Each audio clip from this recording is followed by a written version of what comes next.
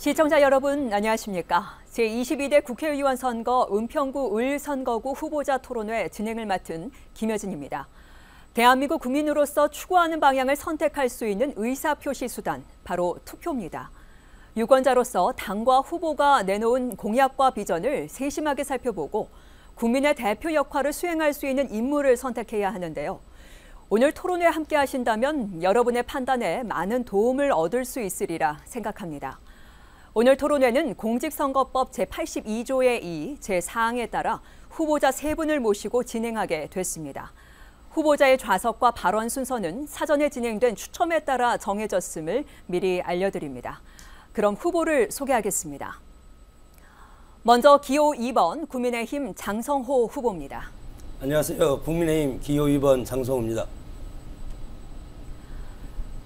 이어서 기호 5번 녹색정의당 김종민 후보입니다. 네, 안녕하세요. 김종민입니다. 이어서 기호 1번 더불어민주당 김우영 후보입니다.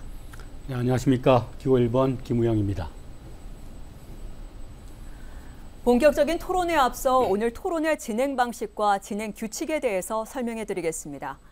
오늘 토론은 후보자들의 시작 발언과 사회자 공통 질문 4가지, 후보자 공약 발표 후 개별 보충 질문, 후보자 주도권 토론 후 마무리 발언으로 진행됩니다. 오늘 토론회는 공정성을 위해 발언 시간이 엄격히 제한됩니다. 시작 발언은 각 후보마다 1분 30초, 공약 발표는 각 후보마다 2분이 주어집니다. 사회자의 공통 질문과 보충 질문을 포함해 후보자들 간의 질문 시간은 30초, 사회자의 공통 질문과 각 후보자들 간의 질문에 대한 답변은 1분 30초로 정했습니다. 다만 자유주제로 진행되는 후보자 주도권 토론은 각 후보마다 5분씩 주어지며 질문과 답변은 1분 이내에서 할 수 있습니다. 그리고 마무리 발언은 각 후보마다 2분입니다.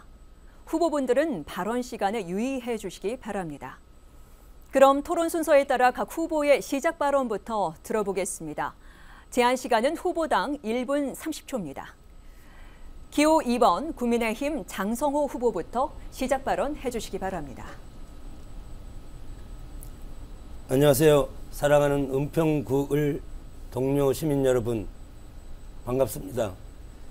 저는 국민의힘 기호 2번 장성호 후보입니다.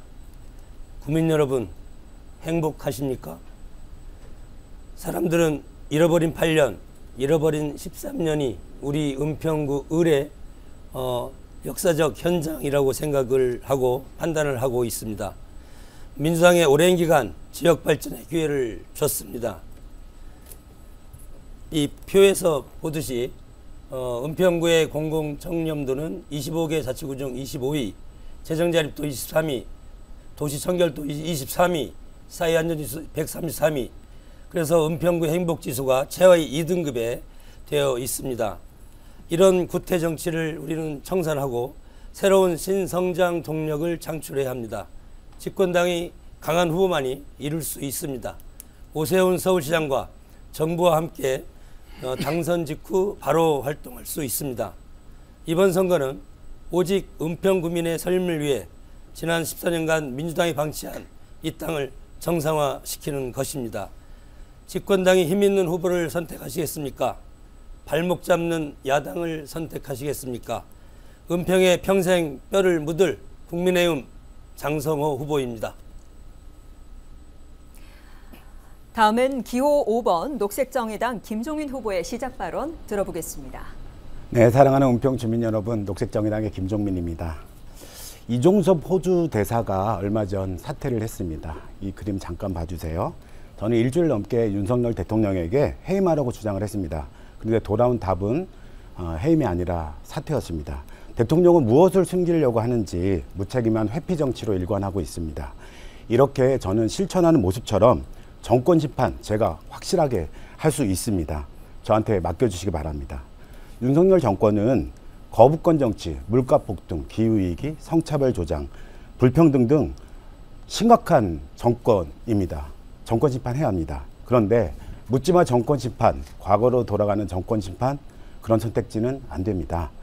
핵발전에 몰입하는 윤석열 정권을 심판해야겠지만 가덕도 신공항에도 찬성하고 있는 민주당과는 전혀 다른 선택지를 선택해 주십시오. 제가 기후 시민들과 함께 정권 심판 확실하게 할 수 있습니다. 노란봉투법에 반대하는 윤석열 정권을 심판해야겠지만 5인 미만 사업장 근로기준법 적용에 대해서 반대하고 있는 민주당도 선택지가 될 수 없습니다. 제가 일하는 시민들과 함께 정권 심판의 선택지가 되겠습니다. 여가부 폐지에 앞장서는 윤석열 정권을 심판해야 하지만은 차별금지법 제정에 반대하는 민주당도 좋은 선택지가 될 수 없습니다. 제가 여성들의 정권 심판의 선택지가 되겠습니다. 저희 이 도전이 무모한 도전이 아니라 당당한 도전이 될 수 있도록 최선의 선택지로 선택해 주시기 바랍니다. 네. 다음 기호 1번 더불어민주당 김우영 후보의 시작 발언 들어보겠습니다. 네, 안녕하셨습니까? 은평 주민 여러분. 더불어민주당 기호 1번 김우영입니다. 요즘 참 삶이 많이 힘드시고 어려우시죠? 고단한 하루의 삶 속에 그래도 자그마한 꿈이라도 우리가 같이 꾼다면 그 미래를 위해서 열심히 일할 수 있을 텐데 요즘 정치가 난세를 만들고 있습니다. 2년간 윤석열 정부가 대한민국을 운영한 이후에 한국 사회가 단 한 발짝이라도 좋아진 적이 있는가? 국민의 안전, 국가 안보, 경제 성장 그 어떤 분야에서도 발전은 없고 벼랑끝 위기에 대한민국을 놓아놓은 것과 같습니다. 이럴 때 대통령께서 야당의 대표를 불러가지고 해법이 뭐가 있습니까? 같이 한번 해봅시다.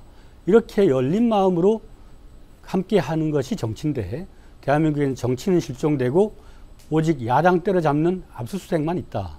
이게 현재 대한민국의 불행한 리더십이라고 생각합니다. 은평구는 새로운 변화와 혁신을 통해서 서울의 새로운 정책 변화를 주도했던 구입니다. 우리 구민들의 열화와 같은 어떤 참여의식을 바탕으로 해서 정치를 좀 더 바른 방향으로 이끈다면 우리의 정치도, 우리의 삶도 나아지지 않을까. 여러분의 든든한 벗이 되고 싶은 김우영이었습니다. 감사합니다. 네, 새 후보의 시작 발언 잘 들었습니다. 오늘 이 자리는 제22대 국회의원 선거를 앞두고 후보자의 정책과 비전, 공약을 알아보는 시간입니다. 공정한 토론 진행을 위해 각 후보들께서는 주제에서 벗어난 발언을 하거나 허위 사실 공표, 상대 후보에 대한 인신공격 혹은 비방하는 발언은 삼가주시기 바랍니다. 토론회 중 발언 제한 시간 10초 전에는 앞에 보이시는 타이머의 예고의 의미로 타이머 모니터가 붉은색으로 변경이 됩니다. 발언 시간을 초과한 경우 마이크 전원은 자동으로 꺼지게 됩니다. 또한 공직선거법에 위반되는 발언이 발생하면 사회자가 제지와 중지를 명령할 수 있고 마이크를 끌 수 있음을 알려드립니다. 네, 그럼 본격적인 토론에 들어가겠습니다. 첫 번째 토론은 사회자 공통 질문인데요. 제가 드리는 질문에 세 분이 차례로 답변해 주시면 되겠습니다. 첫 번째 공통 질문은 정치적 진영 대립과 국민의 정치 불신 극복 방안에 관한 내용입니다. 문제 드리겠습니다. 최근 우리 사회는 깊어지는 정치적 진영 대립과 사회 갈등으로 인해 어려움을 겪고 있습니다. 2022년에 미국의 대표적인 조사기관인 퓨 리서치 센터가 발표한 사회 갈등 인식조사에 따르면 19개 OECD 국가 중 한국과 미국은 당파적 갈등 인식에서 가장 높은 수준을 보였습니다. 이러한 정서적 양극화는 우리 사회의 관용과 타협 같은 민주주의 가치를 위협하고 있습니다. 우리 사회의 정치적 대립과 국민의 불신을 극복하기 위한 구체적인 방안에 대해 의견을 말씀해 주시기 바랍니다. 후보자당 답변 시간은 1분 30초입니다. 순서에 따라서 김종민 후보부터 답변 들어보겠습니다. 네, 기후위기는 지구를 매우 뜨겁게 합니다. 그런데 지금의 정치는 더 낯뜨거운 정치가 되고 있습니다.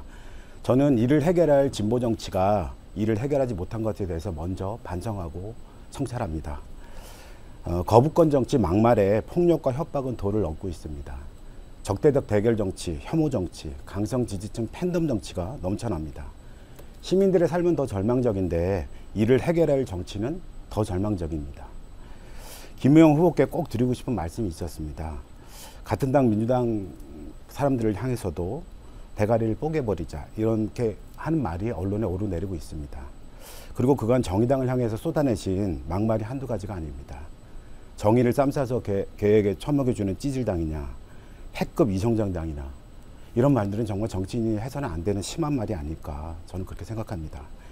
혐오를 부르는 정치, 이것은 민주주의 후퇴를 만드는 정치입니다. 정권 심판을 하는데 윤석열 정권과 이렇게 닮아 있는 모습을 해서 어떻게 정권 심판을 가능하게 하겠습니까? 양당 정치가 문제라고 합니다. 그러나 양당 정치 끝낸다고 정당 인물 바꿔봤자 정치는 변하지 않았습니다. 3회 정치 세력, 바로 시민들이 직접 정치에 나서 주셔야 합니다. 국민이 직접 헌법도 바꾸고 법안도 직접 만들 수 있어야 합니다. 중요한 정책은 국민투표에 붙일 줄 알아야 합니다. 대통령도 국회의원도 잘못하면 소환할 줄 알아야 정치가 바뀔 수 있습니다. 정치개혁은 정당이 아니라 시민들의... 발언 시간 다 마쳤습니다. 공통질문에 대한 다음은 김우영 후보의 답변 들어보겠습니다. 네, 우리나라는 한 수십 년 동안 보수와 진보가 교차적으로 정권을 맡으면서 산업화와 민주화를 잘 만들어 왔습니다. 겉으로 보는 갈등은 심각하지만 지혜로운 선택을 통해서 국민들이 대한민국을 잘 성장시켜 왔다고 생각합니다. 근데 근래 2년 동안의 대한민국의 모습은 보수 같지 않고 목표 자체가 없는 그런 힘에 의한 지배 전략을 취하고 있는 윤석열 정부의 야당 무시, 국민 무시 때문에 발생하는 갈등입니다. 거기에 대해서 양비론을 가지고 거기에 부당함에 대해서 저항하고 정의를 부르짖는 세력에게 너네도 똑같아라고 접근하는 방식은 매우 비겁한 합리주의적 견해다, 이렇게 저는 보고 있습니다. 방금 정의당 후보께서 말씀하셨는데 제가 한 그 전차가 뭐를 뽀개버리자라는 말은 12.12 사태 때 장태환 장군이 한 대사를 인용한 것입니다. 또 정의당은 기후악당과 같은 윤석열 정권을 탄생하게 한 보조적 협력을 했다라고 저는 보고 있습니다.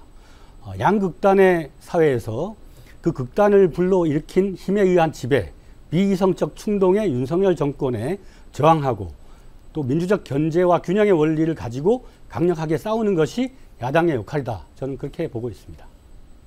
네, 다음은 공통질문에 대한 장성호 후보의 답변 들어보겠습니다. 정치의 목적은 통합과 미래의 이제 방향성인데 우리 정치가 과거에 강대국 식민지 지배를 오랫동안 받아왔습니다. 그리고 나서 남북 분단에서 오는 누적된 아픔, 이런 것으로서 우리 정치가 양극단화된 것이 현실이다. 그래서 뭐 상생의 정치가 아니고 상살의 정치, 또 극한 정치, 과거에 보면 뭐 결상전 이런 것도 있지 않습니까? 그런 정도로 민주적인 어떤 타협의 정치가 실종된, 최근에는 이제 정치 삼류라고 할 수 있는 막말, 그리고 민주당의 뭐 발목 잡기, 이런 것들이 우리 정치가 정치 불신을 가져오게 하는 가장 큰 원인이라고 생각이 들고, 정당이 혼란을 질서로서 전환하는 그런 기능을 해야 되는데, 정당이 특정 보수가 모든 걸 쥐고 흔들고, 그리고 지역주의라든가 여러 가지 개파 보수주의에 얽매여서 절차적 민주주의를 파괴하고 있는 것이 우리 정치의 현실입니다. 그래서 정치를 정치 삼류 국가라고 모두가 평가하고 있습니다. 법과 제도의 엄격한 실현, 그리고 다원주의를 인정하는, 그리고 상대를 인정하는, 포용하는 정치, 그런 것들이 바로 우리 정치를 발전시키고 선진화시키는 길이라고 생각이 듭니다. 네. 사회자 공통질문 이어가겠습니다. 이번에는 공교육 활성화와 사교육비 경감 방안에 대한 내용입니다. 두 번째 공통질문 드리겠습니다. 지난해 초중고 학부모들이 지출한 사교육비 총액은 27조 원으로 역대 최대치를 기록했다고 합니다. 교육부와 통계청이 발표한 2022년 초중고 사교육비 조사 결과를 보면 지난해 학생 수는 전년도에 비해 4만 명가량이 줄었지만 사교육비 총액은 27조 원으로 전년도보다 2조 5천억 원이 늘었습니다. 학생 수 감소에도 가계의 사교육비 지출이 크게 증가하고 있는 겁니다. 앞으로도 자녀가 있는 가정의 사교육비 부담은 더욱 커질 것으로 우려되고 있습니다. 교육 문제를 해결하기 위해서 공교육을 활성화해서 사교육비 부담을 줄이는 방안에 대한 의견을 들어보겠습니다. 마찬가지로 후보당 답변 시간은 1분 30초입니다. 이번에는 김우영 후보부터 답변해 주시기 바랍니다. 네, 이 사교육비 문제는 어제 오늘의 일이 아닙니다. 대한민국의 불평등과 어떤 특권, 기득권을 양산하는 그 제도 자체가 사교육의 과잉으로 나타나고 있다, 그렇게 생각을 합니다. 교육 현장에 계신 분들도 다 아시겠지만은 학교에서 진정한 교육이 이루어지고 있지 않은 지가 오래되었습니다. 이제는 교육의 흐름과 방향을 바꿔야 됩니다. 국립대학인 서울대학이 특권층을 양성하거나 현재 윤석열 대통령이나 한동훈 씨에서 보여지듯이 국가가 지원한 대학에서 사익 추구하는 그런 특권층을 양성하고 있다. 국익을 위해서 이바지하는 것이 아니라 국익을 저해하는 사람들을 양성하고 있다. 이게 솔직히 우리가 알고도 모른 척하고 있는 현실 아닙니까? 그렇다면 이 사교육 제도에 대한 재편이 필요합니다. 서울대를 폐지하고 국립대를 통합시켜서 공교육이 정상화되고 평등 교육이 이루어져야 된다고 저는 생각합니다. 국립대는 전액 무상교육으로 전환하고 4년제 사립대학도 등록금을 절반으로 인하해야 된다. 이게 저희 민주당의 공약입니다. 지역사회는 마을 주민들이 교육에 참여하고 교육과 복지가 함께 결합되는 돌봄 방식의 교육 지원 체계가 절실한 시기라고 생각하고 있습니다. 네. 다음은 장성호 후보 답변해 주시기 바랍니다. 자유민주주의의 기본적인 가치인 자율 그리고 다원 또한 이제 경쟁의 논리를 적절히 적용을 해야 될 것이고 다원주의 시대 그리고 노멀 시대에 맞는 다원적 교육 시스템을 구축하는 것이 가장 선제적이라고 생각이 듭니다. 구체적으로 보면 공교육 활성화를 통한 사교육 수요를 흡수를 하고 또 AI 플랫폼 구축으로 사교육 수요를 흡수를 할 수가 있을 겁니다.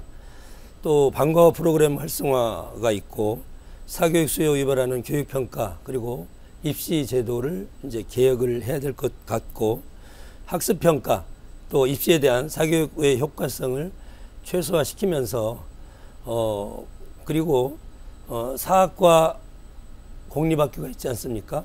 사학과 공립학교의 자율성을 확실하게 보장을 해서 수익 창출이라는 것보다도 학부모가 안심하고 학생을 각 학교에 보내서 각 학교에 맞는 교육 철학을 바탕으로 해서 자율적으로 인재를 육성하는 그런 선진국형 그런 교육 시스템을 앞으로 해나가야 될 것이고 무조건 무상교육이 좋은 건 아닙니다. 우리가 자본주의 국가 여러 가지 시장 경제 원리에 입각해서 무조건 무상교육이 좋은 것은 아니다. 그렇게 생각이 듭니다. 이제 마지막으로 김종민 후보 답변해 주시기 바랍니다. 네, 먼저 그 기후 위기에 맞서서 가장 잘 싸운 정당은 녹색정의당이다 이렇게 말씀드릴 수밖에 없고 민주당이 내부적인 갈등을 가졌을 때 저희는 맞서 싸웠다 이런 말씀 드리고 싶고요. 사교육비 문제는 교육 문제를 넘어서서 이제 불평등 차별 사회 문제가 됐습니다. 아이 낳기를 포기하는 이유가 바로 사교육비 문제라고 하는 것은 누구나 다 아는 사실이 됐습니다. 장성호 후보님이 이런 말씀을 하셨어요. 은평에 강남학원들이 많이 오고 있다. 그래서 교육 메카를 한번 발전시켜 보겠다. 이런 거는 오히려 사교육비를 상당히 증가시키는 그런 공약이라고 저는 생각이 듭니다. 사교육비는 학벌 사회와 대학 평준화를 바로 잡아야만 해결할 수 있습니다. 유럽 대부분 대학 사율이 없습니다. 그래서 한국의 서울대가 상당히 많아지고 10개 이상이 되는 이런 시스템을 만든 거라든가 지방대부터 무상교육을 실시해서 말하자면 대학 평준화를 만들자는 것입니다. 그냥 무조건 무상하다는 말이 아니거든요. 이런 과정을 통해서 엄청난 사교육비를 통해서 서울대를 가겠다라고 하는 것을 없애는 것이 중요하다고 생각합니다. 또한 사교육비 자체를 규제해야 합니다. 학원 의무 휴일제라든가 선행 사교육에 대한 전면적이고 과감한 규제를 만들어내야 합니다. 또한 핵심은 공교육을 강화해야 합니다. 영유아 무상교육이나 나아가 초등학교 1학년부터 한반 20명을 통해서 국가가 사교육에 가지 않아도 공교육 내에서 토탈 에듀케어가 가능할 수 있도록 하는 그런 공교육 시스템을 강화해 나가는 것. 그래서 사교육 없이도 질 높은 교육이 가능하게 만드는 것이 중요합니다. 네.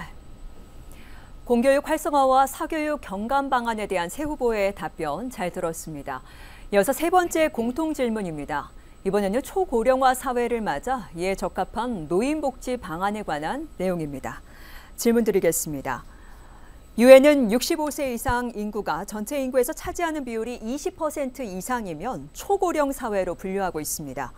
우리나라는 2025년에 65세 이상의 고령 인구 비율이 20%를 넘는 초고령 사회로 진입이 예상됩니다. 이는 여타의 OECD 국가들과 비교해 매우 빠른 속도로 진행되는 건데요. 급격한 인구구조 변화에 따른 노동력 감소와 의료, 사회복지 비용 부담 증가 등은 길어진 노후의 삶의 질과도 밀접하게 연관될 것으로 생각됩니다. 초고령 사회에 대비해서 지속 가능한 노인복지 정책이나 대안이 있으면 의견을 말씀해 주시기 바랍니다. 답변 시간은 1분 30초입니다. 먼저 장성호 후보부터 답변해 주시기 바랍니다.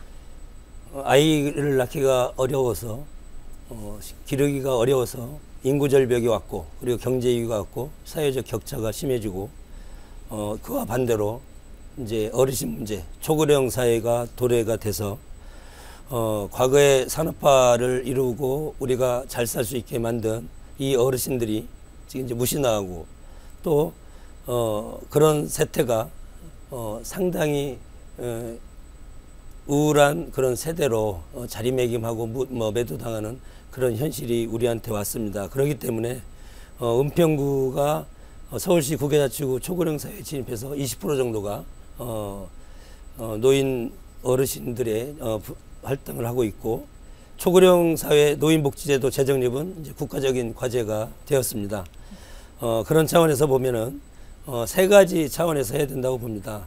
하나는 건강할 때 건강을 지켜서 나중에 복지 수요라든가 여러 가지 국가 예산이 투입되지 않도록 하는 예방적 그리고 선제적 그리고 효율적인 정책 접근이 필요하고 비대면 IT라든가 비대면 ICT 또는 이런 것들을 적극을 활용하고 또 온라인 있지 않습니까? 온라인 대면 홍보라든가 상담을 통해서 우리 어르신들이 우리의 자랑스러운 큰 어른으로 계속 역할을 할 수 있도록 국가가 확실하게 노력하는 것이 중요하다고 생각됩니다. 네, 다음은 김종민 후보의 답변 들어보겠습니다.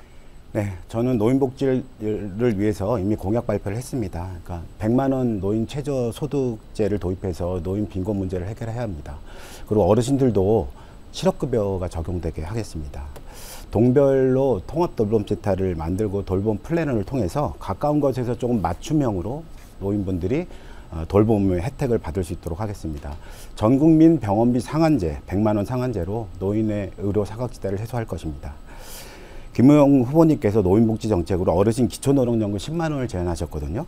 근데 이런 정도로 노인의 어떤 복지의 사각지대가 해소가 가능할까 생각됩니다. 그래서 저는 노인 최저 소득을 도입해서 해결하자고 주장하고 있는데 이 문제에 대해서는 좀 토론을 많이 해보고 싶습니다. 그런데 고령화 못지않게 저출생 문제가 더 심각하다고 생각합니다. 저출생 문제는 자산, 소득, 돌봄, 교육 이런 격차가 만들어낸 사회 구조적 문제입니다. 그런데 아이 낳으면 돈 준다 이런 걸로 해결할 수 없다고 생각합니다. 그래서 저는 첫째 결혼을 하는 관계이든 동거 관계이든 가족으로 함께 살려는 청년들에게 공공임대주택에 10년을 제공하고 아이를 낳게 되면 10년을 추가로 제공하는 제도를 공약으로 내놓았습니다.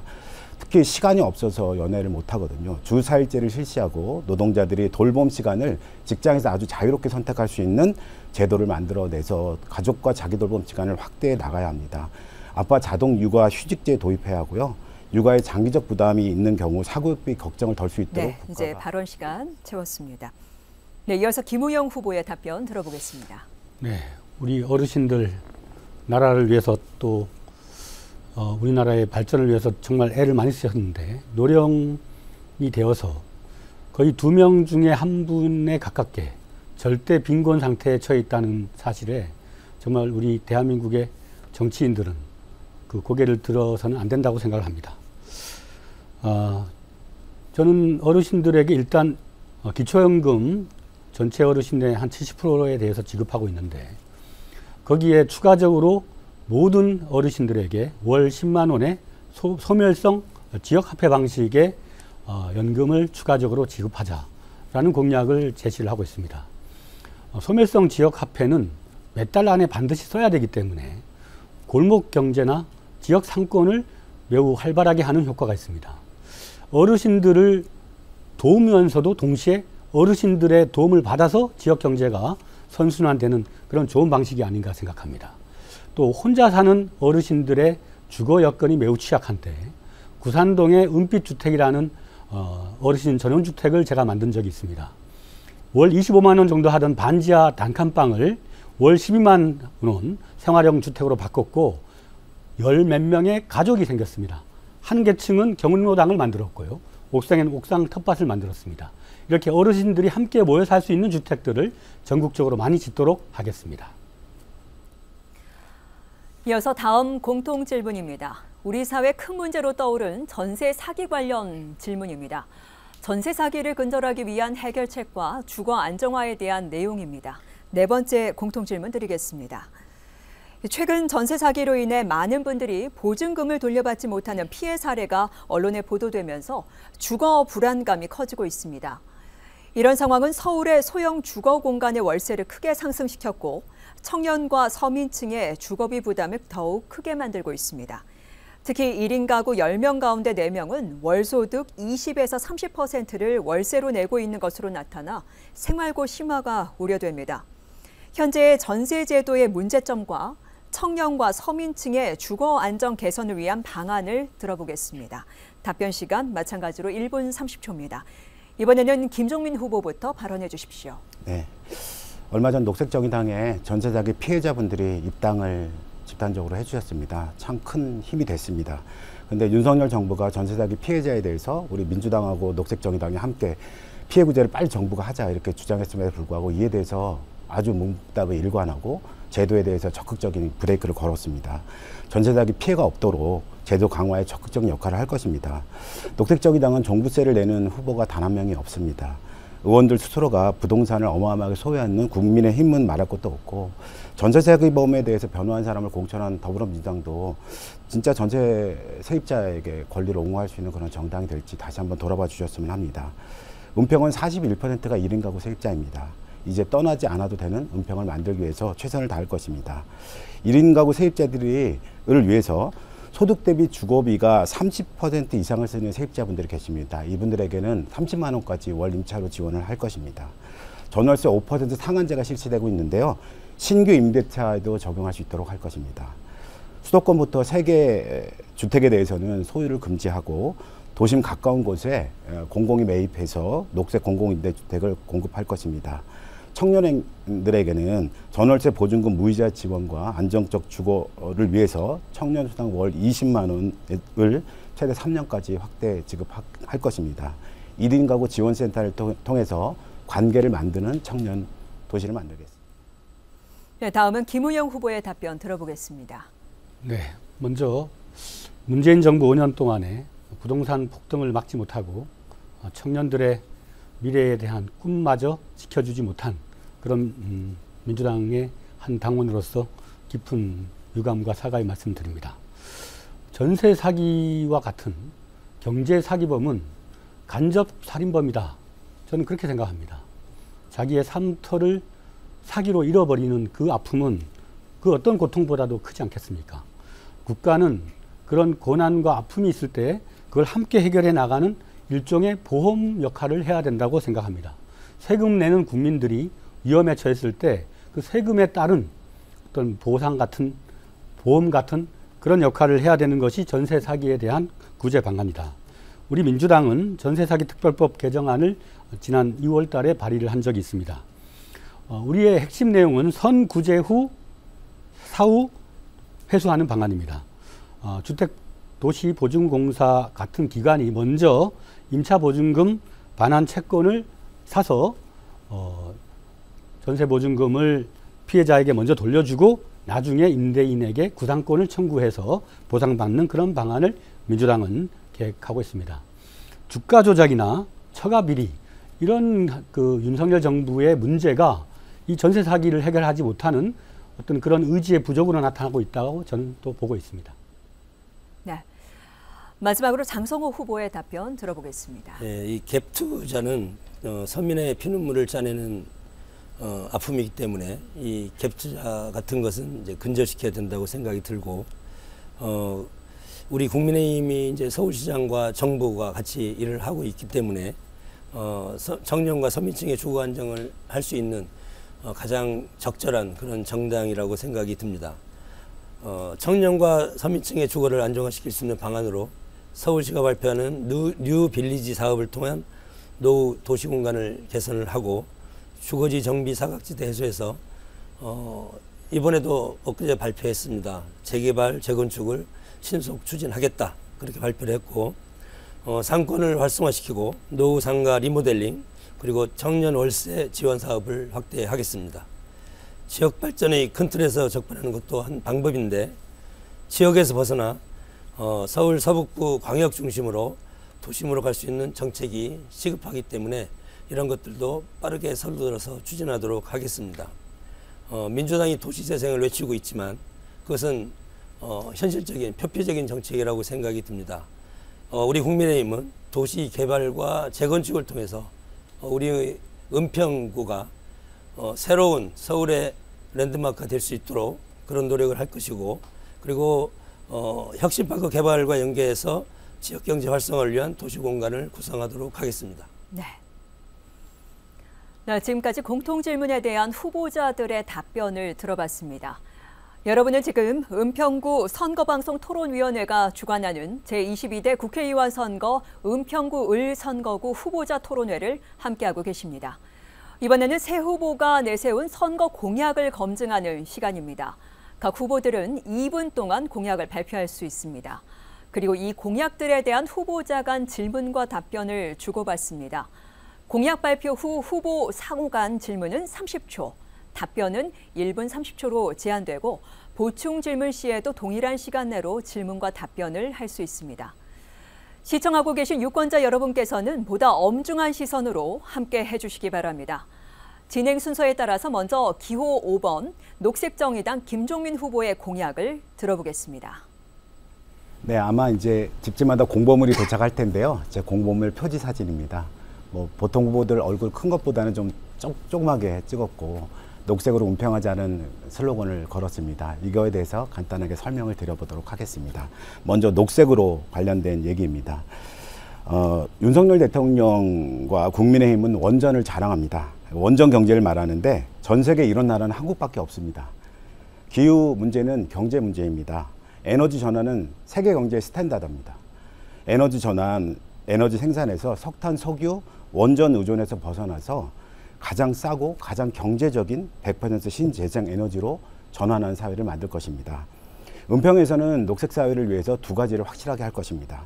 첫 번째는 북한산, 이말산, 봉산, 앵봉산 그리고 구파발천, 녹번천, 불광천으로 이어지는 은평을 세계 시민들이 정말 자랑하고 볼 수 있는 녹색 도시 은평으로 만들 것입니다. 이를 위해서 먼저 봉산, 앵봉산에서 벌어지고 있는 개발을 즉각 중단시키고 재자연화를 시도할 것입니다. 은평의 생태축의 한 지점으로 서울혁신파크를 녹색의 서울 시민 공유 필드로 만들 겁니다. 오세훈 시장의 상업개발에 반대하고 서울 시민이 직접 결정하고 은평 주민들이 직접 운영하는 최초의 공공의 공간으로 만들겠습니다. 생태도시 은평을 위해서는 대중교통수단이 매우 중요한데요. 오세훈 시장이 6만 5천 원 기후패스 아니라 1만 원 기후패스를 통해서 대중교통수단을 확충해 나가겠습니다. 진관동, 불광동 지역의 신분당선 연장으로 지하철 노선은 대규모로 확대하고 버스는 공영화하고 출퇴근 버스는 증차하도록 하겠습니다. 은평하자 설명드리겠습니다. 은혜가 평등하게 내리는 땅이라는 것이 은평입니다.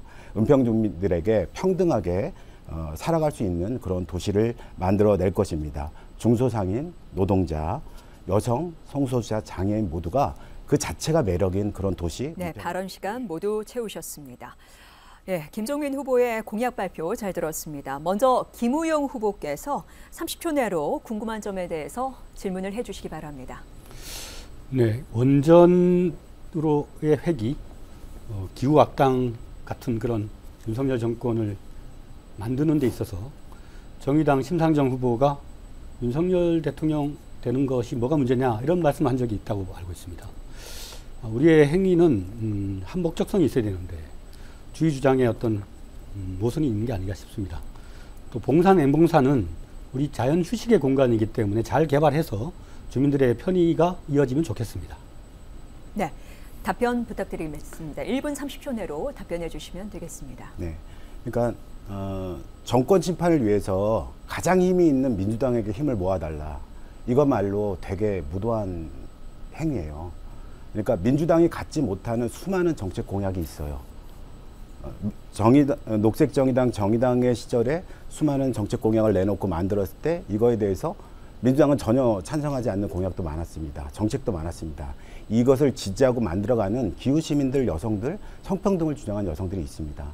이걸 왜 녹색정의당이 의미가 있는 것이고 그걸 통해 경쟁하는 과정에서 윤석열 정권이 될 수도 있고 당시로 보자면 이재명 후보가 될 수도 있었겠죠. 선거 공간에서 서로 경쟁하는 관계에서 그런 얘기를 못한다는 게 저는 말이 안 된다고 생각하고 그걸 주장하지 못하게 하는 것이 민주주의를 막는 가장 독재적인 방식의 행동이다. 저는 그렇게 생각을 합니다. 앵봉산 봉사 문제는 이런 거예요. 무장의 숲길을 만든다고 합니다.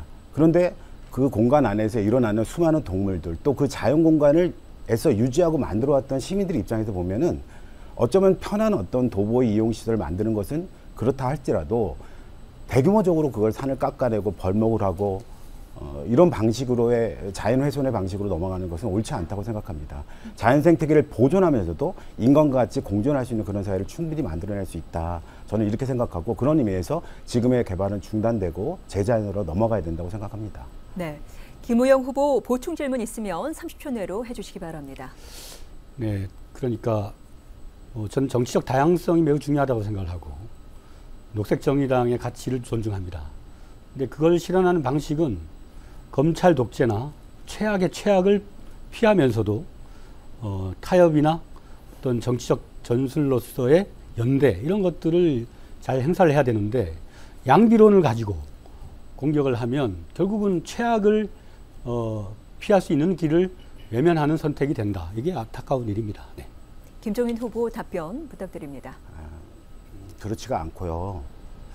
그러니까 이제 생각을 해보셨으면 좋겠는데 민주주의 다양성 확대라고 하는 것은 시민들의 삶의 저마다의 국회가 그 문제를 다 대의하지 못하기 때문에 민주당이 대의하는 시민들이 있습니다.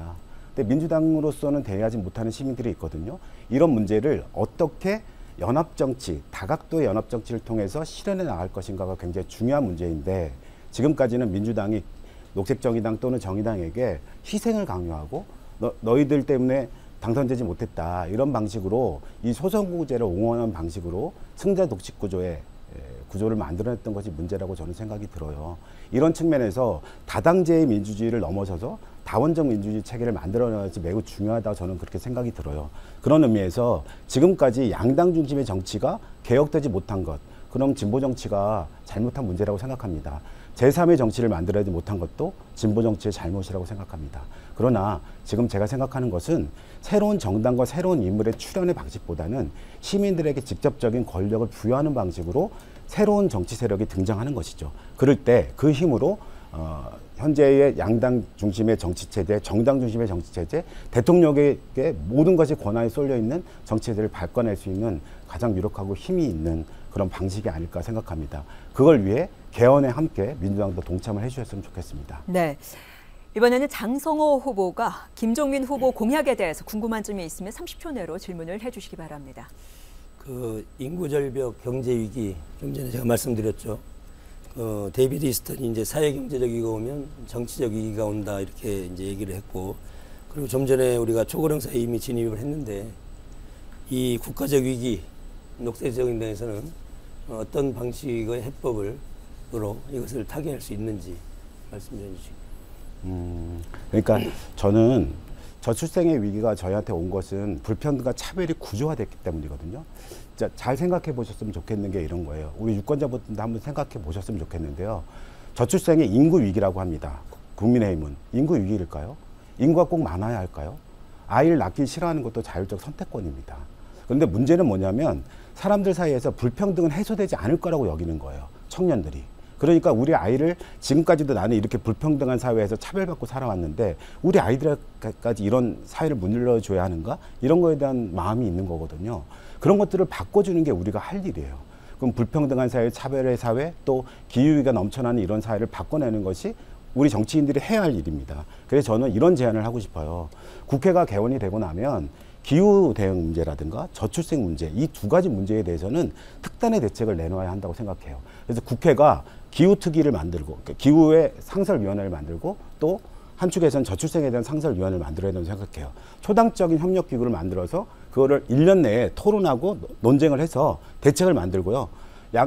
서로 정당끼리 생각이 다르다. 라고 생각이 든다면 그 생각에 대해서는 국민들에게 직접 의견을 물어보는 국민투표 절차를 통해서 확고하게 만들어서 정말 우리 청년들이 아이를 낳고 초고령화 사회를 대응하고 대책을 내릴 수 있도록 그런 사회를 만들었으면 좋겠다고 생각이 들고 지구를 지키는 그런 기후위기 시대도 대응하는 그런 역할을 정치가 했으면 좋겠습니다. 네.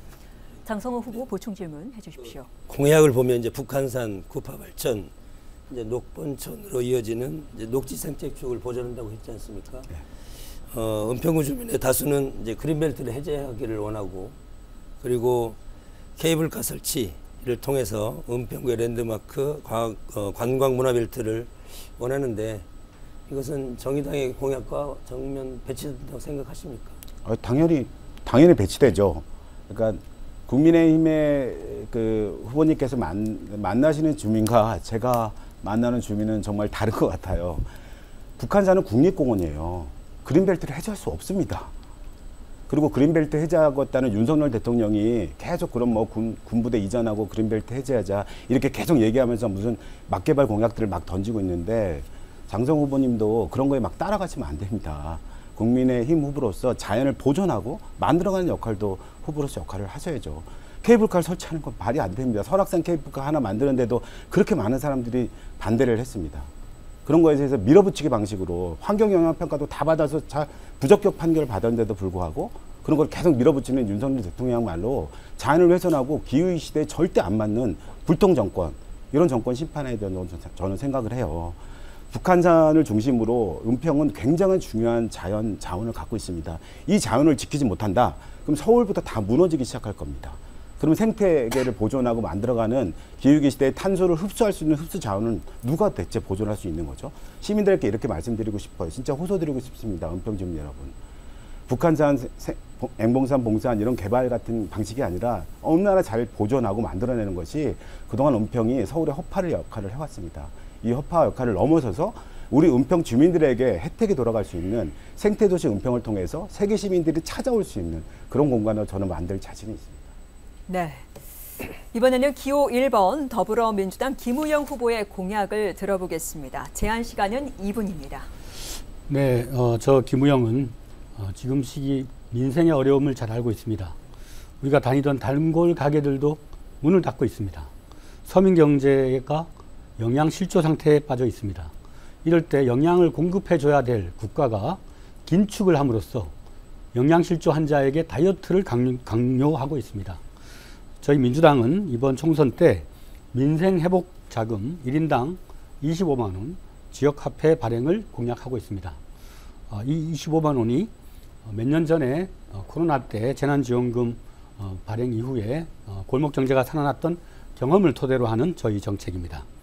두 번째는 고금리 변동 방식의 금리를 저금리 고정 방식의 금리 체제로 전환시켜서 이자 내리라고 허리가 휘고 있는 서민들을 구제하도록 하겠습니다. 세 번째는 청년 기본소득 하루 1시간 꿈꿀 수 있는 시간을 청년들에게 최저임금 1시간만큼의 기본소득을 지급하는 것이 세 번째 저의 공약입니다. 네 번째는 아까도 얘기했지만은 노인연금을 지역화폐 방식으로 월 10만 원 추가적으로 지급한다. 그것이 저희 약속이고요. 다섯 번째는 GTX-A 노선과 은평 뉴타운 기자촌 진관중학교 그쪽을 연장하는 지선을 연결해서 뉴타운의 신분 당선 연장 계획이 수포로 돌아갔기 때문에 거기에 대한 대안으로서 그 계획을 밝힙니다. 여섯 번째는 재개발 정책을 주민 친화형 재개발로 탄력적인 인센티브 제도를 부여하겠습니다. 적극 행정을 통해서 주민 친화형 공원이나 주차장 공유 등을 하는 아파트의 경우는 세금 감면이나 용적률 상승 등 인센티브를 적극 부여해서 신속하게 재개발 재건축이 잘 추진될 수 있도록 지원하겠습니다. 감사합니다. 네. 먼저 장성호 후보가 김우영 후보 공약에 대해서 궁금한 점 있으면 30초 내로 해주시기 바랍니다. 통일로 경제특구를 조성한다고 하셨지 않습니까? GTX-A가 어제 수서 동탄 개통이 됐고 연말에 이제 개통이 되는데 우리 은평은 8년 동안 발표 8년 동안 왜 하지 못했는지 공약으로 내신 적이 있는데 특히 8년 동안 심지어 그때는 서울시장이 민주당 출신이었습니다. 그럼에도 불구하고 못한 것을 지금 네. 할 수 있다고 생각됩니다. 네, 8년 동안 제가 구청장으로 있으면서 혁신파크를 조성을 했고 또 한국문학관 유치나 은평성모병원 유치 또 은평의 발전에 새로운 비전 제시 등을 해왔습니다. 물론 잘한 것도 있지만은 부족한 것도 있는 게 사실입니다. 특히 교통 문제에 있어서는 신분당선 연장 계획이 윤석열 정부의 1호 공약이었습니다. 서울시에. 근데 그걸 일방적으로 폐기를 했죠. 물론 기초단체장이 할 수 있는 일이 많기도 하지만 또 국가 시책에 있어서는 결정적 영향력이 좀 부족하기도 합니다.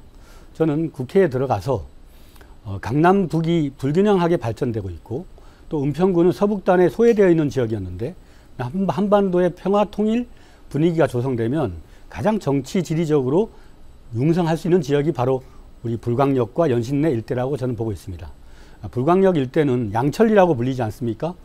통일의 허브가 될 수 있는 지역이기 때문에 입체적이고 또 미래의 스마트한 그런 도시로서의 구상을 지상과 지하를 동시에 개발함으로써 GTX-A하고 연결되는 또 은평 성모병원을 축으로 하는 어떤 평화통일 중심 병원으로서의 가치도 더욱 상승시키도록 하는 그런 비전을 착착 세워나갈 필요가 있다고 생각하고 열심히 준비하도록 하겠습니다. 장성호 후보 보충 질문 부탁드립니다. 그 노인 기본소득을 이제 지급한다고 하시지 않았습니까? 우리 이제 재정 대립도가 25개 중에 23번째 재정 대립도가 있는데 무슨 재원으로 기본소득을 지원하시겠다는 건지? 네, 이건 은평구청의 그 자금으로 집행하겠다는 게 아니고요. 국가 재정으로 지원해야 된다는 겁니다. 대한민국은 재정 건전성이 독일보다도 좋습니다. 일본이나 미국보다도 훨씬 낫고요. 우리 국민들이 열심히 일해서 세금을 제때 잘 냈기 때문에 그 곳간에 곡식이 가득 차 있습니다. 저수지에 물도 많고요. 근데 논밭이 지금 말라가고 있습니다. 이럴 때는 국가가 그 저수지의 물을 열어서 아래로 흘려 보내줘야 논밭에 농사가 되죠. 서민 경제가 살아나야 또 세금도 내고 또 국가의 재정 건전성도 나아지는 겁니다. 국가의 재정 건전성을 잘 유지한 이유는 어려울 때 쓰라고 저수지에 물을 가둬놓는 것과 똑같은 원리입니다. 근데 현재 윤석열 정부가 R&D 예산을 삭감을 했습니다. 우리나라는 과학기술혁명 없으면 이 경제 발전이 안 되는 그런 나라입니다. 창의력을 기반으로 하는 창조경제를 주장하는 우리의 윤석열 정권이 어떻게 R&D 예산을 삭감합니까? 이렇게 어려울 때 영양실조에 빠져있는 서민 경제에 충분한 영양을 공급하고 경제가 선순환될 수 있도록 국가의 재정정책을 획기적으로 바꿔야 됩니다. 기재부의 사익추구형 그런 방식의 정책을 과감하게 혁신할 수 있도록 정부를 뜯어 고쳐야 하지 않을까 그렇게 저는 생각하고 있습니다. 네, 이번에는 김종민 후보가 질문하겠습니다. 질문 시간은 30초입니다. 네. 그린워싱이라는 말이 있거든요. 그러니까 뭔가 기후에 대응하는 어떤 정책 공약을 내지만 현실에 보면 그런 게 아니다는 거죠. 그러니까 자연 생태계가 너무 많이 파괴됐기 때문에 더 늘리는 방식이 아닌 이상 현재의 자연 생태계 그대로 보존하는 게 굉장히 중요하거든요. 그런데 김우영 후보의 공약을 보면 봉산을 넘어서서 불광 근린공원까지 이어서 하겠다. 또는 북한산 터널을 뚫는 은평세길도 놓겠다. 이런 문제에 대한 것이 대표적 그린워싱 사례가 아닐까 저는 그렇게 생각되는데 어떻게 생각하시는지요? 좋아요. 환경을 지키고 보호하자는 운동은 저는 존중합니다. 그러나 우리 북한산 둘레길을 가보셨나요? 그거 2010년에 열렸거든요. 북한산 둘레길이 열리고 1000만 명에 가까운 서울 시민들이 둘레길을 올라갑니다. 그 자연 훼손하죠. 땅이 파이고 나무가 훼손됩니다. 그러나 그것 자체를 근본적으로 못하게 한다면 어떻게 도시를 유지하고 경영할 수 있겠습니까? 저는 환경 그 자체가 목표가 아니라 환경을 슬기롭게 잘 이용하는 사람들의 어떤 지혜가 지속 가능한 사회를 유지 발전시키면 된다고 생각을 합니다. 네, 그런 차원에서 또 정의당 혹은 환경운동단체가 얘기하는 그 지향점은 인정하지만 그것이 도시의 지속성과 그 유지 발전의 근본적인 그 차단으로 이어져서는 안 되죠. 또 그럴 이유도 아닌 것 같고요. 또 이 봉산, 앵봉산에서 백년산으로 연결되는 일종의 말발굽형 산책로, 또 저쪽 서대문 쪽은 안산이라고 하는 무장애길이 또 잘 조성되어 있고요. 이걸 통해서 많은 시민들이 열심히 도보로 산책하고 건강을 잘 다지면 그것이 우리 시민들에게 이로운 거지 뭐가 해롭겠습니까? 기후 악당의 문제는 윤석열 같은 정권을 안 만들면 되는 일이다. 저는 그렇게 생각합니다. 네, 김종민 후보 보충 질문 해주시기 바랍니다. 네. 그러니까 자연생태계를 보존한다는 걸 넘어서 자연은 우리 인간 것이다 이런 생각을 바꿔야 하거든요. 그러니까 그 자연 공간 안에는 새들이 있습니다. 생명이 있습니다. 인간과 다른 무생명들이 살아가고 있거든요. 그들도 권리가 있는 거예요. 그들의 권리를 무시하면서까지 인간에게 편리한 것만을 추구하게 되면 자연생태계가 파괴되는 것이거든요. 그러니까 예를 들면 가덕도 신공항 같은 것도 마찬가지입니다. 굳이 그렇게 탄소 배출을 많이 하는 공항을 대규모로 건설하는 것이 정말 맞는 것인가 이런 거에 대해서 굉장히 많은 생각을 해봐야 됩니다. 그 논리가 폐단이 있는 것이, 예를 들면 지금 서울의 그린벨트가 많은 지역이 북한산을 포함해서 강북권역이거든요. 강북은 강남에 비해서 역차별받고 있습니다. 강남은 이왕 개발된 곳이니까 추가적으로 더 개발을 하고, 강북 지역은 서울 시민의 숨 쉴 수 있는 허파니까 더 개발 못한다. 그래서 강남북 간의 균형 발전이 심각하게 훼손되고, 우리 청년들에게도 주거권이라든가 이런 다양한 기회의 측면에서도 강남보다 강북이 훨씬 더 못하게 되지 않습니까? 동기는 좋으나 결과가 나쁘면 저는 그건 나쁜 결과라고 생각합니다. 자, 우리 정의당과 소수 정당들이 얘기하는 소수자에 대한 보호, 또 사회적 다양성의 가치, 또 자연이나 녹색의 가치 충분히 인정합니다. 그러나 그것이 100% 모든 우리 삶을 규정 짓지는 못합니다. 어쩔 수 없이 환경을 개발해야 될 경우는 개발해야 되고요. 그러나 그것이 결정적으로 우리 인간의 삶에 악영향을 미치지 않도록 막는 환경 저해를 최대한 막아내는 기술도 있습니다. 지금 현 단계에서는 원전으로의 완전 해기, 아리백도 모르는 윤석열 정부가 화석 연료에 의존하는 형태로 돌아가는 문제에 대해서 정치적인 합심을 해서 그러한 그 폐단을 척결하고 차단하는데 영향을 좀 집중한다면 보다 나은 가능성의 시대로 진보 정당들도 나아갈 수 있지 않을까 조언해 드립니다. 네. 이제 마지막으로 기호 2번 국민의힘 장성호 후보의 공약 들어보겠습니다. 마찬가지로 제한 시간은 2분입니다. 은평을은 연신내와 불광동을 중심으로 한 지역 중심 도시입니다. 지역에서 벗어나 서울 서북부 광역 중심으로 나가야 한다고 생각이 듭니다. 도심으로 갈 수 있는 정책이 시급합니다. 실질적인 경제적 정주 환경을 적극적으로 개선해야 합니다. 국민의힘은 과거에 진관동에 있는 은평 뉴타운, 그리고 은평 성모병원, 그리고 소방훈련본부 등 지역 개발을 해본 경험이 있고 성공적인 사례로 평가받고 있습니다. 광역철도망 개통을 촉진으로 획기적 지역 변화를 가져올 수 있는 강한 여당 후보가 되어야 한다고 생각이 듭니다. 연신내역 GTX 2노선의 제5차 국가철도 구축계획을 반영하여 2035년까지 개통 예정입니다. 이것이 자질 없도록 서포트하겠습니다. 그리고 두 번째는 은평 교육특구를 지정을 해서 교육주도 성장으로 지역화 가치, 기업 협업, 공기업 협업을 통해서 지역 경제를 활성화하고 글로벌 스탠다드 은평 교육 체계를 구축하도록 하겠습니다. 또 오세훈 시장의 혁신방크 개발 계획과 연계하여 인구 유입 증대 방안을 마련하고 지역 경제 활성화를 위한 도시 공간을 구성하겠습니다. 불광동 재개발 사업 신속하게 추진해야 됩니다. 또 통일로 교통환경 개선하겠습니다. 여타 타당성 실시를 다시 재검토해서 신분당 사업을 지속 추진할 수 있도록 검토하겠습니다. 서울시장과 정부가 지역 국회의원이랑 같이 힘을 합쳐야 은평을을 발전시킬 수 있습니다. 네. 그럼 먼저 김종민 후보가 장성호 후보 공약에 대해서 궁금한 점 있으면 30초 내로 질문해 주시기 바랍니다. 네, 모든 정치인들이 매번 개발 공약 내거든요. 오세훈 서울시장 만나셔가지고 혁신파크 개발 계획 함께 의논해서 뭐 잘해보겠다 이렇게 말씀하셨다고 하는데 형식파크는 서울에 얼마 남지 않은 공공의 토지예요. 시유지예요. 그러면 그 공간의 활용과 책임을 서울 시민과 은평 주민들이 또 결정을 하고 또 운영할 수 있어야 된다고 저는 생각해요. 그래서 형식파크 공공성을 지키는 시민모임을 만들어서 활동을 저는 해왔거든요. 그래서 2만 명이 넘은 시민들이 동참해 주셨어요. 그렇게 계속 개발을 밀어붙여야 됩니다. 답변 부탁드립니다.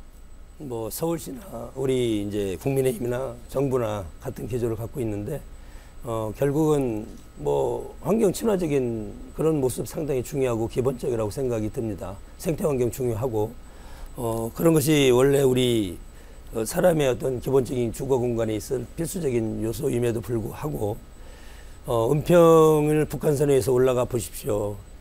상당히 무질서하게 형성되어 있지 않습니까? 그리고 은평에 대학이 있습니까? 또 세계적인 컨벤션 호텔이 있습니까?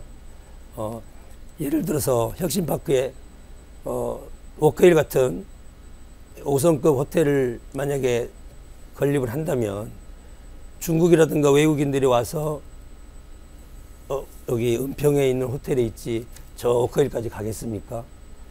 인천공항에 가깝지 않습니까? 그런 북한산 이외의 은평을 랜드마크 시킬 그런 것들이 상당히 없고, 물론 뭐 자연환경이라든가 그린벨트도 보존이 돼야 되겠지만 은평을 구조적으로 발전시켜서 수익 창출을 할 수 있는 관광이라든가 그런 수익 창출을 할 수 있는 그런 개발은 필요하다, 그렇게 생각이 들고, 물론 뭐 국민의힘 서울시장이 마음대로 한다는 건 아닙니다. 거버넌스 시대에 맞춰서 서로 협의하고 정치권도 협의하고 네. 시민들이 협의해서. 발언 시간 여기까지 하게 됐습니다. 김종인 후보 보충 질문 있으면 30초 내로 해주시기 바랍니다. 저는 북한산에 올라가서 이렇게 보면 은평이 아름답거든요. 거기 사는 시민들이 너무너무 아름답게 보여요. 예전에 이명박 대통령이 헬기 타고 다니면서 4대강 개척했듯이 그렇게 이 은평을 그렇게 조각조각 하고 싶은 거는 저는 은평이 맞는 정치인이 아니라고 생각이 들어요. 장 후보님, 그 국회의원 세비 사건 거셨는데 저는 최저임금 3배를 초과하지 않도록 세배를 해야 된다는 주장을 하고 있어요. 어떻게 생각하시는지. 또 국회의원 정원 축소 하셨는데 왜 대체 의대 정원 늘리면서 국회의원은 정원을 축소해야 돼요? 국회의원이 네, 정원... 여기까지 듣겠습니다. 장성호 후보 답변해 주십시오. 국회의원 수 뭐 늘어나는 거 그거 뭐 제가 뭐 반대하지 않습니다. 그러나 지금 우리 좀 전에 제가 말씀드렸지만 우리 정치의 가장 큰 폐해가 국회의원들이 수는 많지만 일을 하지 않는다는 거 아닙니까? 국회에서 타협이나 연구나 법안 연구 같은 걸 하고 있습니까 지금? 그래서 정치 삼류라는 말을 듣고 있고, 그런 차원에서 인원수가 300명이든 500명이든 500명이 돼서 사실은 최저임금을 받고 하면 저는 찬성합니다. 그러나 지금 우리 뭐 유급한 보좌진이 9명 정도 되지 않습니까? 이런 상황에서 국회의원의 어떤 직위라든가 권위적인 그런 자질을 탐나는 그런 포인트를 제가 지적을 하는 것이고, 그렇기 때문에 지금 뭐 입법을 발의해도 통과 안 되는 게 부지기수 아닙니까? 이런 차원에서 일하지 않는 국회는 인원을 줄일 수밖에 없다. 저는 비례대표도 없애야 된다고 생각합니다. 각 당의 어떤 개파 보스가 순번을 정해서 국회의원 수를 정하지 않습니까? 이렇기 때문에 여러 가지 직능 대표로 한다면 몰라도 그렇지 않으면 그런 것들도 정치개혁 차원에서 손을 볼 필요가 있다고 생각이 듭니다. 네, 잘 들었습니다. 다음은 김우영 후보가 장성호 후보 공약에 대해서 궁금한 점 30초 내로 해주시기 바랍니다. 네. 아까 예비 타당성 제도를 좀 재검토를 해서 지역의 교통 문제를 좀 해결하겠다 말씀하셨는데, 그 윤석열 정부 대통령 서울 공약 1호가 신분 당선 연장 계획인데 그 예타를 해서 BC가 안 나오니까 일방적으로 철회를 했어요. 어떠한 설명도 없었고 주민들에 대한 양해 절차도 없었습니다. 이 문제부터 먼저 사과를 하시는 것이 집권 여당의 자세가 아닐까요? 글쎄요, 뭐 예타가 뭐 아주 적은 숫자로 나와서 뭐 저는 뭐 100% 철회했다고 들었습니까? 100%? 네. 철회. 그러니까요. 그건 거기에 대한 철회한 건 아니지 않습니까? 네, 사과를 하셔야 되지 않겠습니까? 공약이기 때문에 제가 좀 전에도 말씀드렸지만 신분당 사업성을 지속 추진하겠다고 제가 말씀을 드렸고, 지속적으로 연구 검토해서 이 연장선이 저도 현장에 가보니까 상당히 필요합니다. 그래서 윤석열 정부가 끝나기 전에 이 공약을 했기 때문에 뭐 기존의 그런 공약을 실천하든지 아니면 예탈을 다시 하든지 아니면 또 다른 변형된 정책을 만들어서 제공을 하든지 해서 신분당선의 이 연장은 반드시 저는 필요하다고 생각이 들고 이것을 추진할 계획입니다. 네, 보충 질문 30초 내로 해주십시오. 네, 그 신분당선 연장 계획은 박원순 시장이 현장시장실 뉴타운에 와서 그 계획을 제시를 했던 건데 그동안 여러 정부를 거치면서도 실패를 했습니다. 그러니까 BC의 문제인데요. GTX A 노선과 은평 뉴타운을 지선으로 연결하는 방식이면 투입 대비 비용의 측면에서 경제성이 있지 않을까라는 전문가들의 주장도 있습니다. 여기에 대한 장 의원님의 후보님의 생각을 묻고 싶습니다. 네, 답변 부탁드립니다. 뭐 정부의 입장을 제가 대변하는 것이 아니라 우리 지역의 주민들의 애로사항을 제가 대변하는 자리에 섰기 때문에 지역 주민들의 원하는 것은 어떤 수를 쓰더라도 좋은 묘안을 찾아내야 될 의무가 국회의원 후보는 있다고 생각합니다. 그런 차원에서 재개발이라든가 신분당선 연장 이런 것들과 관련해서는 물론 민주당과도 서로 정책적인 협력이라든가 토론 과정을 거칠 필요가 있다고 생각이 들고 이 정치가 국민의힘, 민주당 이렇게 독단적으로 하는 건 아니지 않습니까? 그리고 자기 지지층만 보고 하는 것도 아닙니다. 그렇기 때문에 우리 주민들이 원하는 것이 무엇인지 그걸 합일점을 만들어서 그리고 거기에 저 주민들도 제가 상당히 부분 많이 만나서 대화도 해봤는데 상당히 필요한 부분이 있습니다. 그런 차원에서 저는 저 나름대로 국토부라든가 그리고 대통령실이라든가 서울시장이라든가 이런 관계 부분들과 적극 협력해서 우리 지역한테 유리한 그런 것을 할 의향이 충분히 있고 열심히 하도록 하겠습니다. 네. 네, 이제 후보자의 공약을 주제로 한 토론을 마무리하고 다음 순서 이어가겠습니다. 이번에는 각 후보자가 발언의 주도권을 가지고 토론을 이끌어가는 주도권 토론입니다. 주제는 따로 지정하지 않았으며 후보자별로 각 5분의 시간이 주어집니다. 주도권을 가진 후보자는 반드시 상대 후보에게 질문을 해야 하고 질문과 답변은 가급적 1분 이내에서 해주시기 바랍니다. 상대 후보의 답변 시간도 주도권을 가진 후보자의 시간에서 차감되므로 답변 시간이 길어지면 제지하셔도 됩니다. 질문과 상대방의 답변까지 포함해서 총 5분이니까 시간 활용을 잘 하시기 바랍니다. 또한 특정 후보자에게만 질문하는 것은 지양해 주시기 바랍니다. 다시 한번 말씀드리지만 주도권 토론이 발언의 독점이 아니라는 사실을 꼭 기억을 해주셨으면 좋겠습니다. 질문과 답변이 원활하게 진행될 수 있도록 후보자들께서 시간 조율을 잘 해주시기 바랍니다. 그럼 먼저 김종민 후보에게 주도권을 드리겠습니다. 5분 동안 토론을 이끌어 주십시오. 네, 먼저 김우영 후보님께 말씀드리겠습니다. 비동의 강간죄라고 아시죠? 네, 비동의 강간죄에 대한 입장을 듣고 싶습니다. 우리 사회의 어떤 성차별 또 그 소수자에 대한 그 인권의 여러 가지 그 무시하는 그런 차별 문제가 매우 중요한 사회적 문제인 것은 분명합니다. 우리 한국 사회의 그 성 문제에 대한 인식 수준은 아직까지 성소수자를 국가인권법에 성적 취향에 의한 차별은 하면 안 된다라고 되어 있지만 그 이상의 어떤 강제적 조항도 없을 정도로 아직 매우 취약한 상태입니다. 그것이 사회적 합의와 어떤 그 전반적인 국민적 동의를 거쳐 나가면서 입장을 얘기해 주셔야 됩니다. 네, 점진적으로 성적 차별이 축소되고 그런 강압에 의한 어떤 폭행 같은 것들이 없도록 사회가 강력하게 나아가야 된다고 생각합니다. 알겠습니다. 정확한 입장이 없으시네요. 얼마 전에 민주당이 정책공약 자료집을 냈는데 비동의 강간죄가 있었습니다. 그래서 녹색정의당 입장에서 보면 굉장히 환영을 했거든요. 근데 갑자기 실수를 합니다. 그것도 한동훈 비대위원장이 국힘의 한동훈 비대위원장이 비대위 강간죄 안 된다 이렇게 말하자 바로 꼬리를 내리면서 합니다. 왜 정권 심판하자고 하면서 이런 문제만 나오면 어떻게 이렇게 똑같이 쌍둥이가 되는지 저는 좀 이해가 안 되거든요. 두 정당은 늘 다르다고 싸웁니다. 국회 내에서. 그런데 부자감세, 기업감세 이런 게 나오면 거의 똑같고요. 네, 성평등 문제, 성비위 관련 공천 이런 거는 거의 똑같은 정당의 모습을 보여주고 있습니다. 민주당은 여가부 폐지 반대합니다. 근데 차별금지법도 반대해요. 어떻게 이렇게 다른 어떤 정치적 서사를 만들 수가 있는지 저는 너무너무 궁금하고요. 우리 유권자 중에는 여가부 폐지에도 찬성하지만 여가부 폐지하면 안 된다 이렇게 말씀하시지만 차별금지법이나 다양한 가족구성권 문제도 만들어야 된다 이렇게 생각하는 유권자분들이 있습니다. 질문 던져주시기 바랍니다. 녹색정의당 김종민이 그 문제는 확실하게 해야겠다 이런 방식으로 정권 심판해야 된다고 저는 생각을 합니다.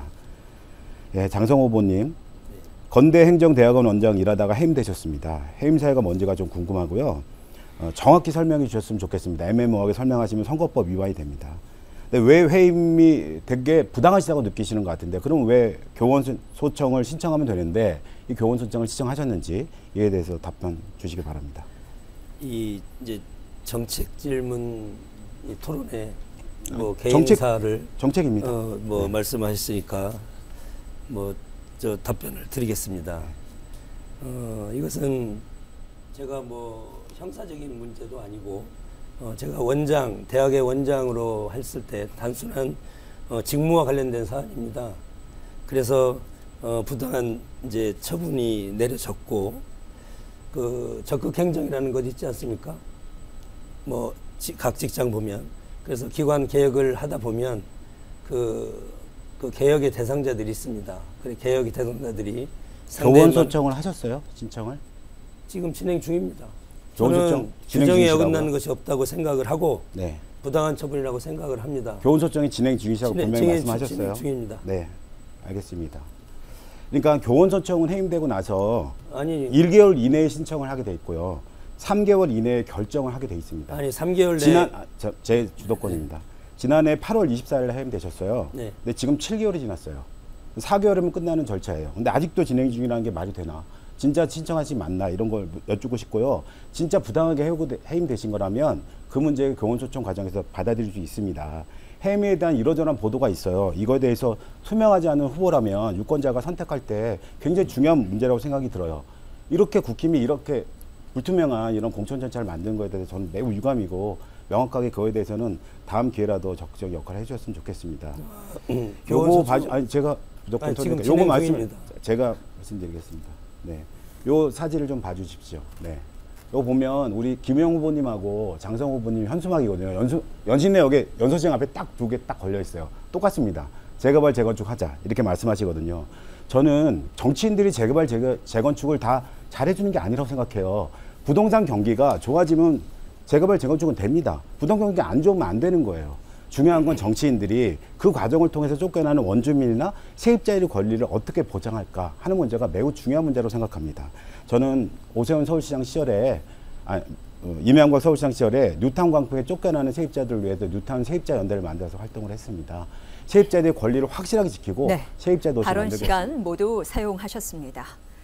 다시 한번 말씀드리지만 5분 이내에서 질문과 또 답변이 이루어질 수 있도록 해주시고 질문이 너무 길어지지 않도록 협조를 해주시기를 바라겠습니다. 다음 주도권은 김우영 후보에게 5분 동안 토론을 이끌어 두실 수 있도록 해드리겠습니다. 네. 장성호 후보께 집권 여당이시니까 또 그러나 이제 후학을 양성한 그 강단에 계셨습니다. 윤석열 정부가 그 공익 추구 성향이 강한지 아니면 사적 이익의 추구 경향이 강한지 어떤 견해를 갖고 있는지 한 예를 들어서 양평고속도로의 그 인수 기간에 예타를 변경을 해서 처가와 부인의 땅이 있는 곳으로 그 고속도로 노선을 휘게하였다. 이거는 전두환 정권 때도 사실 우리가 찾아보기 힘든 그런 특이한 사례가 아닐까. 학자적 양심으로 한번 말씀해 봐 주시면 고맙겠습니다. 저도 방송에 나가서 그동안 여타 양평 고속도로 문제에 많이 토론도 하고 해설도 하고 정치 출마하기 전에 그런 여러 가지 활동을 했지만 이 대통령이라는 자리는 국정의 최고 컨트롤 타워입니다. 그리고 국익을 위하고 그리고 국민을 위해서 봉사하는 자리고, 그렇기 때문에 행정적인 절차가 있지 않겠습니까?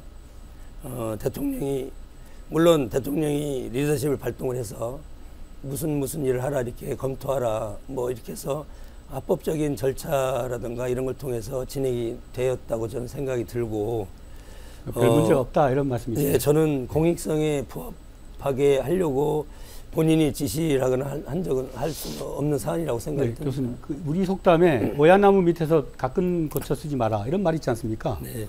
그러니까 정부의 정책을 추진하는 단위에서 대통령 일가의 재산권의 급신장을 이룰 수 있는 쪽으로 노선을 휘었다. 이거는 명백한 고의라고 안 볼 근거가 어디 있나요? 저는 여당 정치인도 대통령실에 대해서 꾸짖을 건 꾸짖어야 그게 국민의 공복이라고 저는 보고 있습니다. 또 하나 또 여쭐게요. 그 이재명 당대표의 그 부인의 그 법인카드 사용이 검찰에 의해서 기소가 됐는데 그 사용량이 10만 원 내외입니다. 그리고 본인이 낸 26,000원은 본인이 결제를 했다고 했습니다. 그 10만 원짜리는 기소를 하고 대통령 부인의 주가 조작 문제 혹은 명품백 수수 문제, 그것도 한 뭐 기백만 원 된다는 겁니다. 법 위에 누군가가 있는가? 대한민국의 법치는 누구에게나 공평하게 적용돼야 됨에도 불구하고 딱 두 사람에 대한 그 측면에서 그 차이가 극명하게 드러난다고 생각합니다. 이제 질문 던져주십시오. 네, 이것이 과연 합당한 일인지, 여당의 국회의원이 되신다면 이걸 바로잡자고 말씀할 용의가 있으신지 말씀해 주십시오. 뭐 사법의 정치와 정치의 사법화 여러 가지 비판이 많이 있는데 사법적인 영역이라고 생각이 듭니다. 무슨 죄가 있으면 검찰 조사라든가 사법당국의 이제 조사를 받고 법적인 절차를 거쳐서 하는 것이 이제 인지상정이고, 뭐 그 문제 뭐 제 영역은 아니라고 생각이 듭니다. 법에는 네. 일체 예외도 없애야 된다고 생각이 듭니다. 알겠습니다. 네. 녹색정의당 후보께 여쭙겠습니다.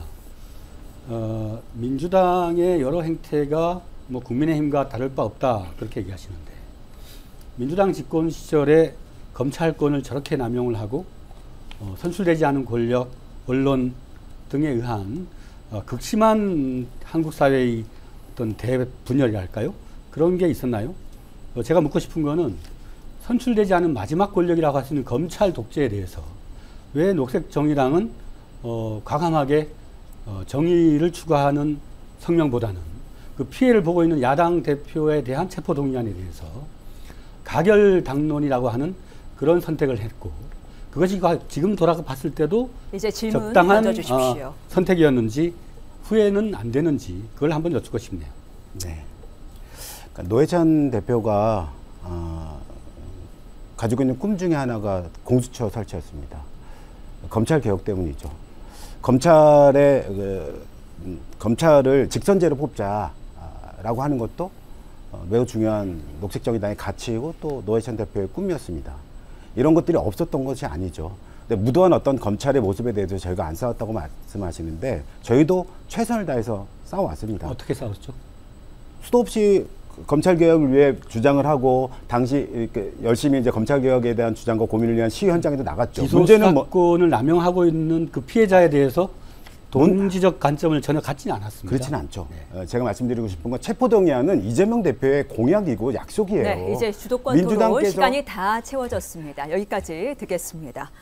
그래서 다음 후보자의 주도권 토론 듣겠습니다. 이번엔 장성호 후보의 주도권 토론 시간입니다. 우리 김우영 후보자님, 네. 불과 6년 전입니다. 2017 신문 기사를 보면 은평구청장 재직 시절 도시 재생을 주거환경 개선의 핵심으로 추진하신 적 있죠. 네. 그 당시 계획을 수립하신 불광동 향림마을 도시재생과 뉴딜 사업지역을 6년 만에 재개발, 재건축, 신속행정 지원 약속으로 공약을 하셨습니다. 이것이 타당성이 있을까요? 네, 도시재생은 그야말로 마을의 골목과 주거 환경을 잘 정비를 해서 마을 회관도 만들고 주차장도 만들고 재개발, 재건축이 쉽게 되기 어려운 지역에 그 도시재생 정책을 도입을 한 겁니다. 그래서 기왕 살고 있는 마을을 쾌적하게 가꾸는 운동이 뭐가 큰 문제겠습니까? 다만 그것을 이제 재개발, 재건축이 안 되었다라는 이유로 돌리기에는 그건 이제 말이 안 되는 얘기죠. 재건축, 재개발을 하려면 노후도라든가 안전 문제라든가 그런 것이 규격에 맞아야 되는데 그거에 도달하지 않은 그런 지역의 경우에 마을 재생 같은 그런 공동체 운동을 했고 그 성과가 뭐 산세마을이나 향림마을이나 수리마을 등등에서 있었고 지금도 저는 재생과 재건축, 재개발이 상호 충돌되는 지점이라고 생각하지는 않습니다. 그리고 또 이제 GTX 2 노선도 들어설 예정이지 않습니까? 네. 김우영 후보님. 네. 그러면 GTX 2 노선이 들어설 때 지난번과 똑같은 그런 반열에서 행정을 처리할 가능성이, 개연성이 있다고 생각이 드는데 이것은 어떻게 추진할 예정입니까? 결국은 이 광역교통망은 지자체, 특히 기초지자체 영역이라기보다는 광역특별시의 영역이고 국토부의 종합적인 그 교통계획에 따라서 진행되는 것이죠. 우리 은평구는 사통팔달의 좋은 지리적 여건을 갖고 있습니다만은 한반도의 분단과 북으로 올라가는 경제가 아직 형성되지 않았기 때문에 아직까지 그 교통의 활성화의 측면에서는 BC가 잘 안 나오는 이유입니다. 은평구의 발달은 한반도 평화 경제의 재성사 여부에 달려 있다. 그렇기 때문에 남북의 평화 문제를 은평구의 발전 문제하고 매우 긴밀하게 연결해서 바라보고 거기에 대한 사회적 공론과 공감대를 잘 모아서 은평의 미래는 대한민국의 미래다. 통일로가 있고 수색역에서 경인선으로 올라가기 때문에 그 발전 전략을 잘 가다듬어 나가야 한다고 생각합니다. 네. 네, 하나만 더 질문하겠습니다. 지난번에 강원도당위원장 하시다가 은평을 공천을 신청을 했는데 신청할 때 이재명 대표 제거에 앞장선 강병원 의원과 경쟁하기 위해서 이런 수식을 썼어요. 이것이 은평을 지역 발전과 무슨 관계가 있는지 말씀 좀 해주십시오. 어떤 수식을 썼다고요? 이재명 대표 제거에 앞장선. 아, 네. 그러니까 저는 정당인이고 또 정당은 당원들의 주권이 보장되어 있습니다. 민주당은 압도적 다수의 당원들에 의해서 이재명 당대표가 선출이 되었어요. 그런데 이제 이재명 대표가 이유와 같지 않은 이유로 검찰 독재로부터 보복 응징을 받고 있었습니다. 그럴 때 자기가 선출한 우리 당의 대표를 검찰의 그 수사에 집어넣어버리는 어떤 선택들을 한 정치인들이 있었죠. 우리 야당사에 그런 사쿠라 같은 일은 절대로 당원과 국민이 용납하지 않는다. 저는 그것이 배신의 정치였다고 보고 있고 그것에 대한 이제 도전을 장성호 후보의 주도권 토론 이제 1분 남았습니다. 그렇기 때문에 김종민 후보에 대한 질문을 짧게 해주시기 바랍니다. 탄소 중립과 아리백과 관련해서 문재인 정부의 이 탄소 중립 정책 성공입니까 실패입니까? 부족함이 많았죠. 근데 지금의 윤석열 정부보다는 나았죠. 그렇게 봐야 될 것 같고요.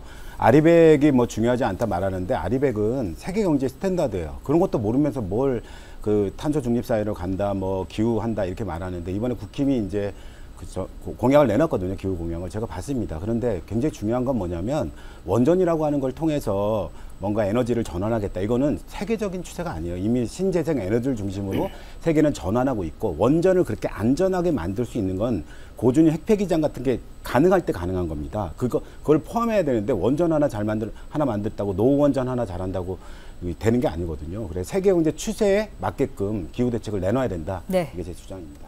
주도권 토론 여기서 마무리하겠습니다. 열띤 토론 펼쳐주신 세 후보자 모두 수고 많으셨습니다. 네.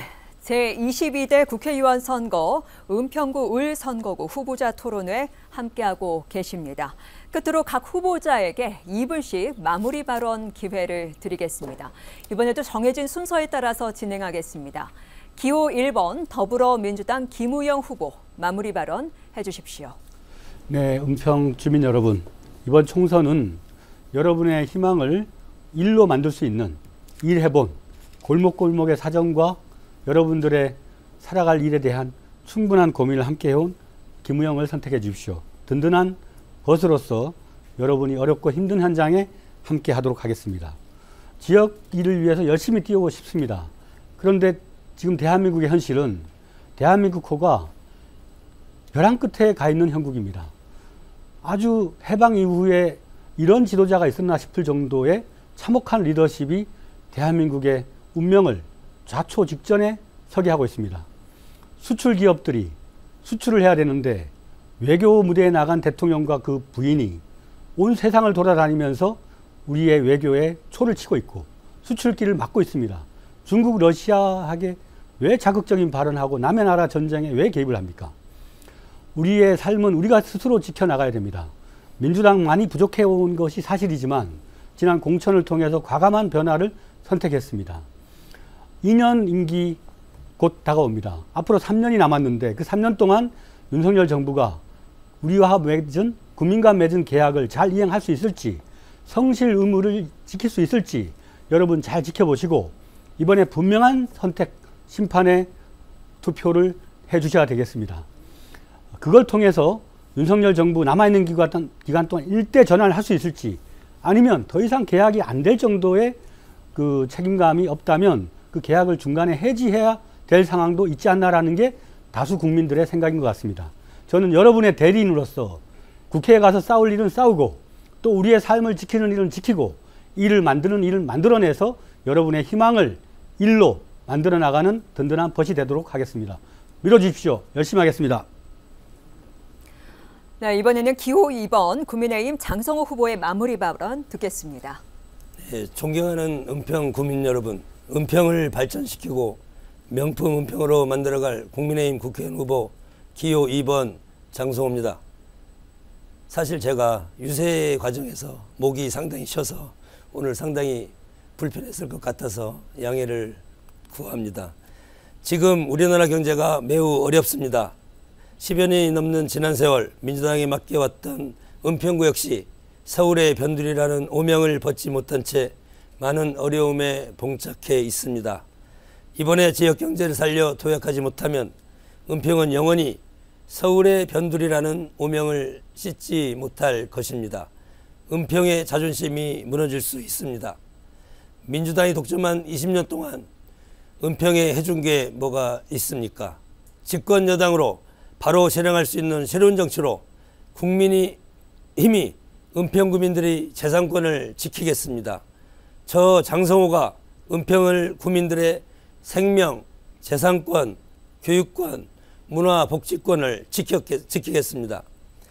저는 은평을 전체를 변방에서 허브로 비즈니스 중심의 성장 동력의 엔진으로 재개발, 재건축, 업무 중심 지구 개발, 사통팔달 교통 문제를 해결하여 탈바꿈 시키겠습니다.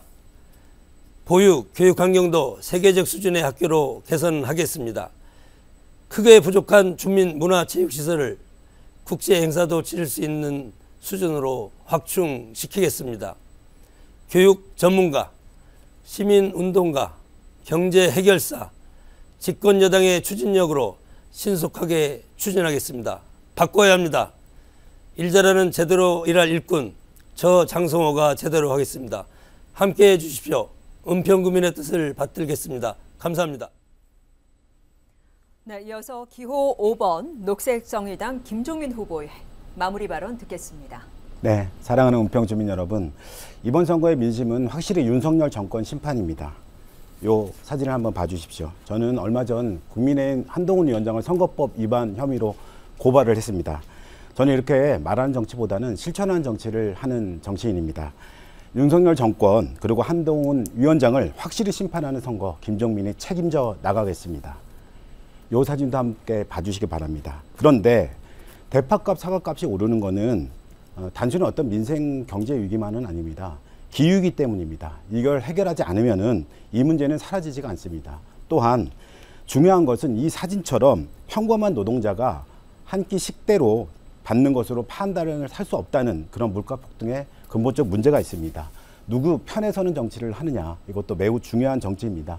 은평 주민 여러분, 묻지마 정권 심판은 은평 주민들의 삶을 바꾸기보다는 또 한 번 막말이 넘쳐나고 싸우는 국회를 만들 것입니다. 대통령, 당대표에 충성하는 정치를 만들 뿐입니다. 과거로 퇴행하는 정권 심판은 일하는 시민들의 민생을 살리기보다는 불평등 사회로 다시 나가게 될 수밖에 없습니다. 그래서 윤석열 정권 심판에 녹색정의당 김종민이 적임자입니다. 정권 심판의 도구로 김종민을 선택해 주시고 써 주십시오. 이번 선거는 정책이 사라진 선거입니다. 저는 정책으로 심판하자 이런 말을 하고 싶습니다. 녹색정의당 정책위 의장으로 저는 39번의 공약 발표를 했습니다. 이제 조금씩 시민들이 알아봐 주시고 계십니다. 하나도 버릴 것이 없는 시민의 삶을 지키는 그런 정책으로 심판하겠습니다.